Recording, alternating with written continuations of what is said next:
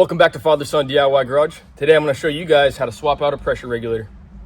The first step in this project is going to be to shut the water off to the house. Most of you guys will have a shut off right before the regulator. Then we're going to go ahead and open up a hose bib and drain all the water out of the house. Then you're going to want to go ahead and grab a wrench and we're going to twist loose these unions. Whoever installed these regulators was thinking about us and put a union on each side.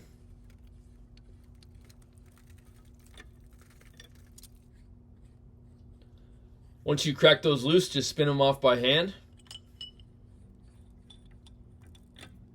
Then the regulator pops right out. You'll see there's some hard water buildup.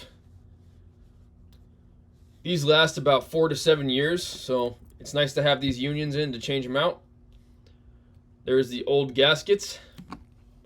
We're going to go ahead and throw those out. This regulator came with some new unions, but we went ahead and tossed those to the side because we already have some in. Put our new gasket on.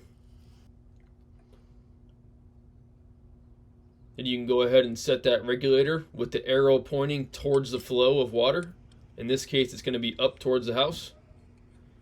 And it's always easier to put one side together, then lift the other side, put the gasket, and tighten that one up as well.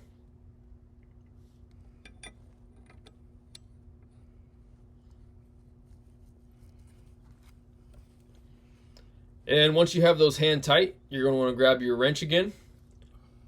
Hold one hand on the regulator, one hand on the wrench, and tighten that gasket between the regulator and the union.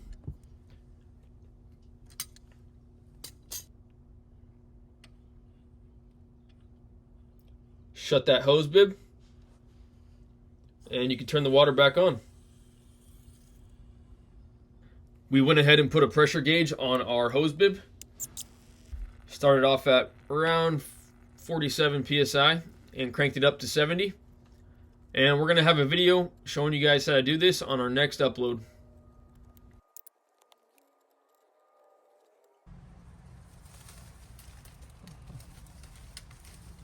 All right, that's my boy.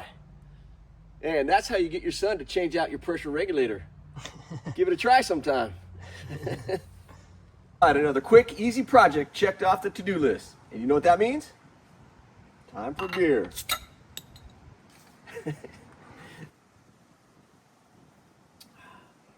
Now it's time to get back to the pool.